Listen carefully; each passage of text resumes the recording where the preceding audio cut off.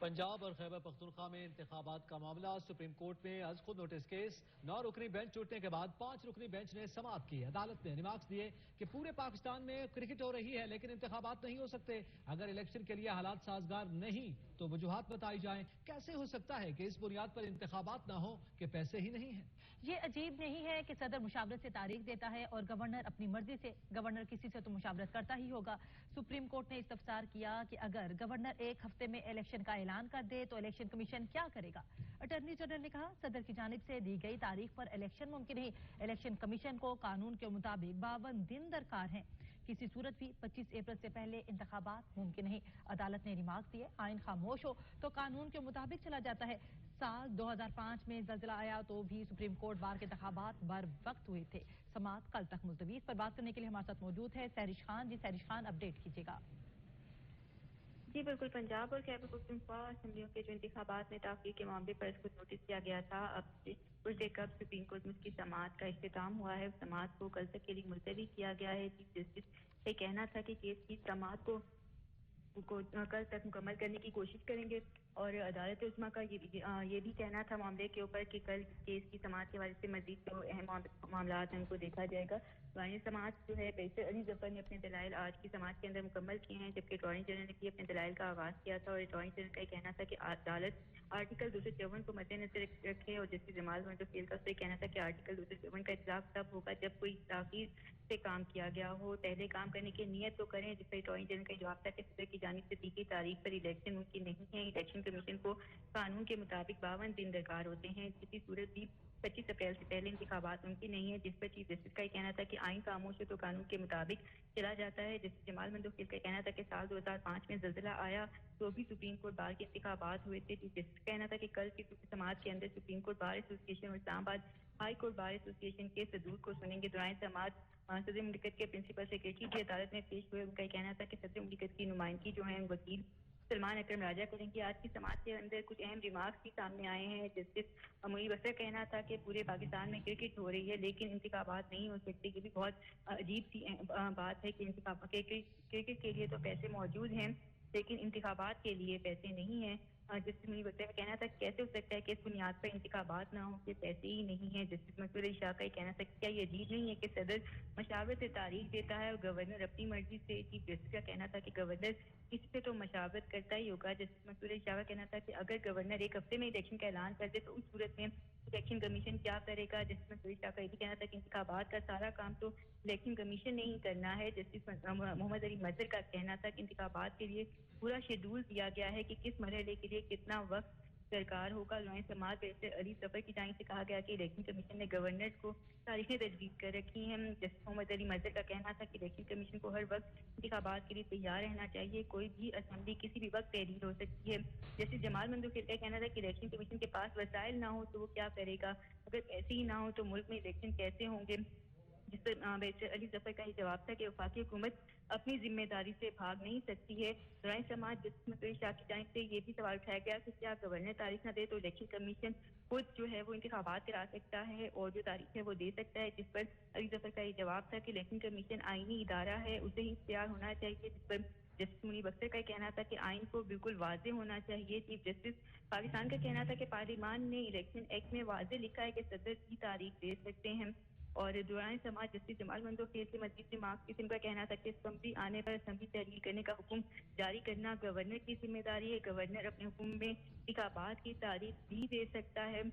دوران سماعت جسٹس منیب اختر کی جانب سے بھی اہم ریمارکس آج سامنے آئے ہیں۔ ان کا کہنا تھا کہ سال 1976 میں آئین خاموش تھا کہ الیکشن کی تاریخ کس نے دینا ہے، یہ کس کی ذمہ داری ہے، تاہم اسمبلی میں ترمیم کر کے صدر اور گورنر کو تاریخ دینے کا اختیار دیا تھا۔ پنجاب کی حد تک دیکھا جائے تو صدر نے شاید تاریخ جو ہے وہ درست کی ہو۔ آج کی سماعت کے اندر وقفے سے جب یہ سماعت شروع ہوئی تو یہ سماعت کافی زیادہ تاخیر کا شکار تھی۔ 11:30 بجے اس کیس کو سماعت کے لیے مقرر کیا گیا تھا اور چیف جسٹس کی سربراہی میں جو 9 رکنی لارجر بینچ تھا اس نے یہ سماعت کرنی تھی اور اس کے بعد آج جب 11:30 بجے تو سماعت اپنے ٹائم پر شروع نہیں ہو سکی، پھر عدالتی عملے کی جانب سے بتایا گیا کہ سماعت جو ہے یہ تقریباً 12:30 بجے شاید شروع ہو سکتی ہے، تاہم عدالتی عملہ جو ہے وہ بھی کنفرم نہیں تھا اور جس کے بعد جو عدالت کو وقت جو عدالتی عملے کی جانب سے 1 بجے کا ٹائم جو ہے وہ بتایا گیا، تاہم 1 بجے بھی اس کیس کی سماعت نہیں شروع ہوئی تھی، جس کے بعد सुप्रीम कोर्ट में सभी को समाअत का इंतजार था और फिर 23 फरवरी का जो समाअत का तहरीरी हुक्मनामा था वो सुप्रीम कोर्ट की जानिब से रिटन ऑर्डर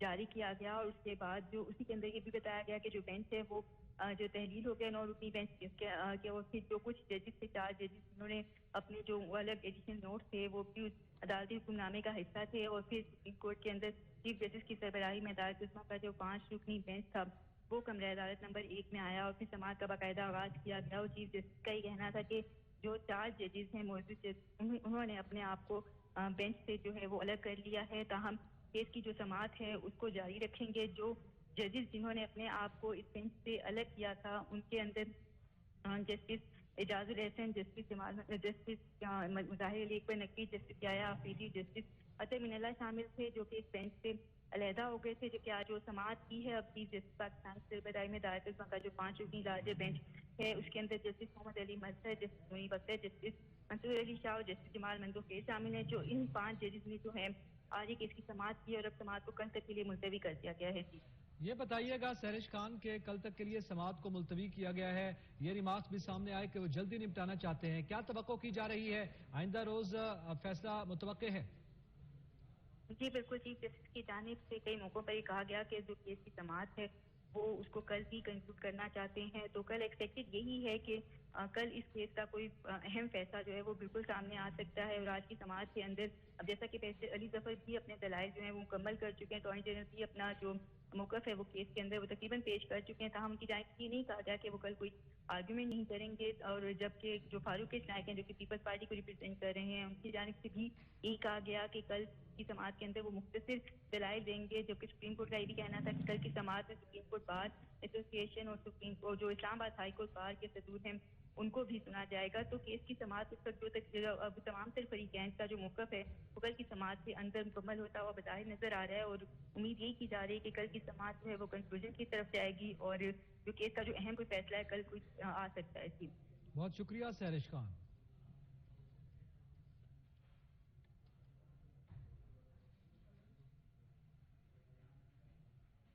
कौमी असेंबली में अपोजिशन लीडर की तकर्रुरी, पीटीआई के वफ्द की स्पीकर राजा परवेज अशरफ से मुलाकात, इस्तीफे मंजूरी का इक़दाम वापस लेने की दरखास्त कर दी। स्पीकर कौमी असम्बली ने जवाब दिया, आइन, कानून और कौमी असम्बली के कवायद व जवाबित का पाबंद हूँ, कानून व आइन और कौमी असम्बली के कवायद व जवाबित के तहत इस्तीफे मंजूर कर चुका हूँ। इस हवाले से मजीद जानेंगे ऑन शिराजी से। जी ऑन शिराजी, क्या तफसीलात हैं आपके पास? जी देखिए, पाकिस्तान तहरीक इंसाफ के साबिक चीफ कौमी असम्बली में जो थे फरवरी में पाकिस्तान तहरीक इंसाफ के मुफद में स्पीकर कौमी असम्बली राजा परवेज अशरफ से मुलाकात की है और ये मुलाकात अपोजिशन लीडर के तनाजुर में पाकिस्तान तहरीक इंसाफ किया है कि उनका अपोजिशन लीडर लाया जाए, जिसके जवाब में स्पीकर कौमी असम्बली का कहना था कि कानून, आइन और कौमी असम्बली के कवायद जवाबत के तहत मजबूत कर चुका हूँ। पीटीआई के इस्तीफे मंत्री के काम को वापस देने की सदा इसलिए आप बात करता हूँ। मैंने बार बार के बावजूद पीटीआई का कोई मेंबर आज तक नहीं हुआ। सर और रामन डोगरी की सरबराही में आने वाले वफद के बाद इस्तीफे कबूल करने का प्रोसेस कर दिया था। स्पीकर ने वफद को यह भी बताया कि साबिक स्पीकर सियासत की सरबराही में आने वाले वफद ने मंजूर करने की सजा की। मैं आइन, कानून और के जवाबत का पाबंद हूँ। पीटीआई अरकान से यह भी इस्तफसार किया कि क्या पीटीआई के अफराद इस्तीफे अपनी मर्जी के मुताबिक नहीं दिए थे। साबिक स्पीकर कौमी असम्बली असद कैसर की सरबराही में आए हुए वफद के साथ पर इस्तीफे मंजूर किए गए थे। ताहम स्पीकर कौमी असम्बली ने यह भी कहा कि फिर भी आपकी दरखास्त और मामले को लीडर डिस्कस करके आपको सिलेक्ट होगा। जी शिराजी, ये बताइएगा, इससे पहले इस्तीफे मंजूरी के हवाले से कहा भी गया और फिर कोर्ट की जानिब भी रुजू किया गया, अब क्या सूरत हाल दिखाई दे रही है इस मामले को लेकर और पीटीआई की क्या हिकमत अमली है? देखिए, पीटीआई तो ये चाहती है कि उनके इस्तीफे अब मंजूर ना किया जाए बल्कि उनको अपोजिशन लीडर चुनने का इख्तियार दिया जाए और ये हक दिया जाए। और तहरीक इंसाफ की ये सोच है कि अगर वो अपना अपोजिशन लीडर ले आते हैं तो जो इंटरिम सेटअप होगा, केयर टेकर निगरान हुकूमत आएगी, वो फिर अपोजिशन लीडर और वज़ीर आज़म के माबैन जो मुशावरत से आएगी। पाकिस्तान तहरीक इंसाफ इसलिए चाहती है कि अहम जिसमें चेयरमैन नैब समेत निगरान सेटअप की हो, तो उसके लिए अपोजिशन लीडर का बड़ा है तो वो अपना अपोजिशन लीडर लाना चाहते हैं, जिस वजह से वो तमाम ये तगरदो कर रहे हैं। तमाम स्पीकर की जानब से वक्त ये इख्तियार किया गया है कि पाकिस्तान तहरीक इंसाफ के कई वफूद पहले आ चुके हैं, जिनमें एक वक्त की क़यादत साबिक स्पीकर जो थे वो असद कैसर कर रहे थे और वो यही डिमांड करते रहे कि तस्दीक मंजूर किया जाए। तो स्पीकर का मकसद यह है कि उन्होंने ये तमाम जो काम है उसकी डिमांड के बाद इनिशिएट किया। अच्छा, और सिराजी, इस हवाले से बताइएगा कि अपोजिशन लीडर की तकर्री का मामला है। पीटीआई चाहती है कि उनका अपोजिशन लीडर भी सामने आए, लेकिन इस वक्त नंबर्स गेम और कौमी असम्बली की सूरत हाल को देखा जाए तो क्या हकायक है? ये अगर मजमूई तौर पे कौमी असम्बली की सूरत हाल को देखें तो इस वक्त वो जो है अपोजिशन लीडर वो जो है राजा रियाज है और वो ही इन तमाम मुशावरतों में शामिल होते हैं। इससे कबल जो चेयरमैन नायब लगाए गए उसमें भी उनसे मुशावरत जो है वो शामिल थी।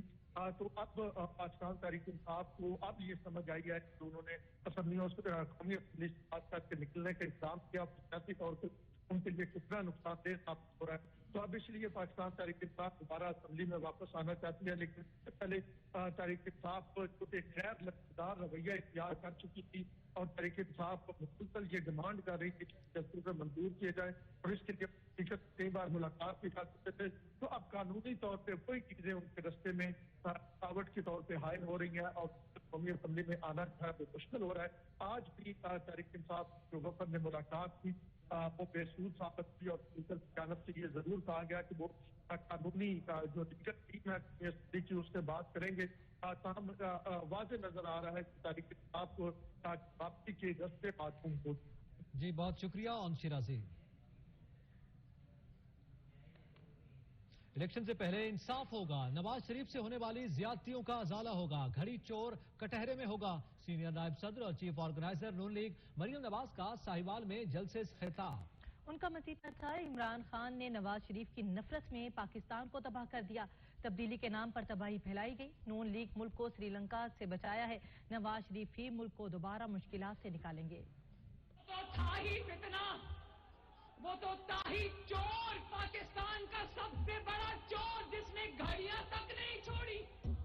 इलेक्शन होगा, जरूर होगा साहिवाल वालों, इंशाल्लाह, लेकिन पहले इंसाफ होगा। वो फितनामान घड़ी चोर जिसका सर से पैर तक हर बाल चोरी और डकैती में डूबा हुआ है, पहले उसको इंसाफ के कटहरे में खड़ा करेंगे, फिर इलेक्शन होगा।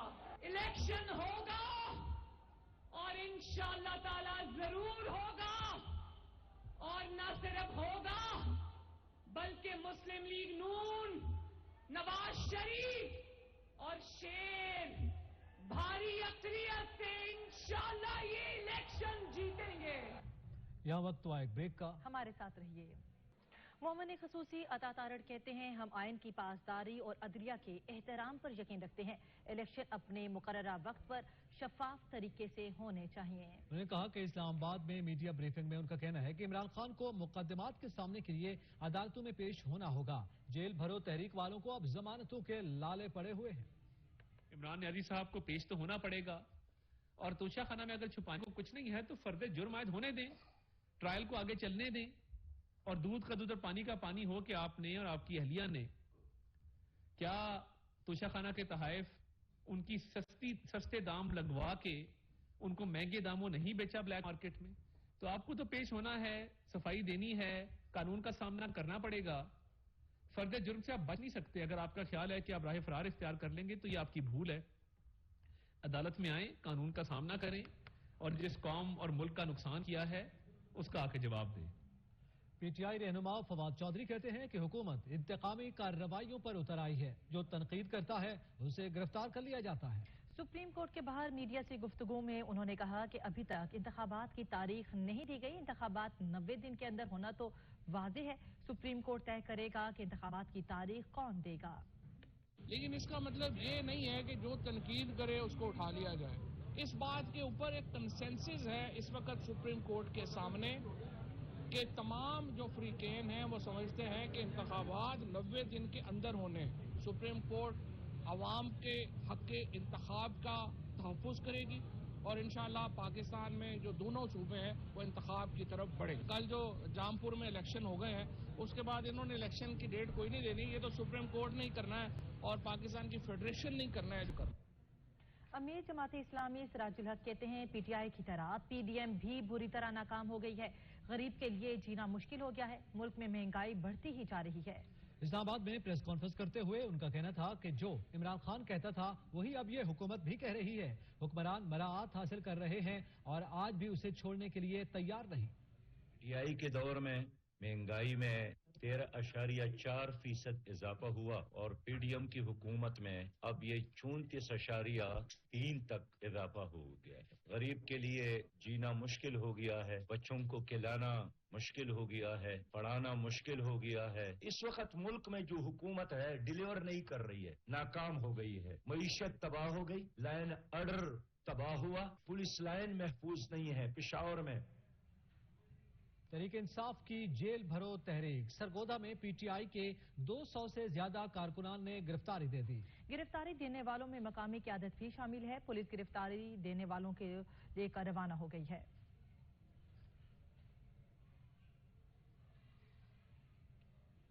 وزیر اعتراض سندھ شرجیل میمن کے عمران خان پر پھر لفظی تیر. کراچی میں پریس کانفرنس میں کہا عمران خان کے ٹائیگرز کو آفر دی ہے کہ سندھ میں آ کر جیل بھرو تحریک چلائے. سندھ میں کپتان کی کال پر کوئی لبیک کہنے والا نہیں. شرجیل میمن نے عمران خان کو برطانیہ میں بھی جیل بھرو تحریک چلانے کا مشورہ دے دیا. بولے قانون کسی کے دباؤ میں نہیں آئے گا. اسلحہ لہلا کر چلانے والوں کے خلاف سخت کارروائی ہوگی.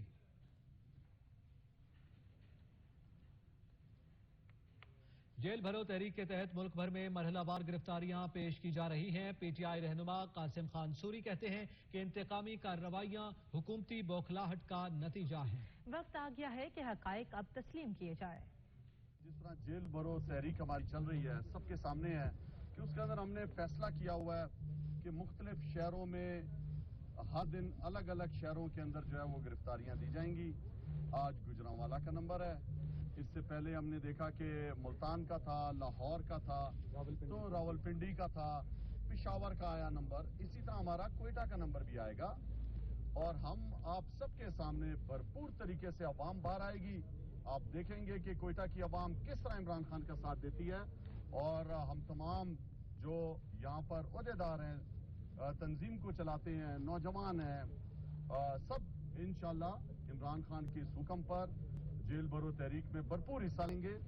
اور جہاں تک ابھی شہباز گل صاحب نے کہا کہ جامپور کا الیکشن ہے, آپ سب کے سامنے ہے. یہ جتنا ظلم اور زیادتی کر رہے ہیں عوام اتنی مضبوطی کے ساتھ عمران خان کے نیریٹو اور ان کی بہادری اور جرت کے ساتھ کھڑی ہے اور غلامی کو نامنظور کر دیا ہے.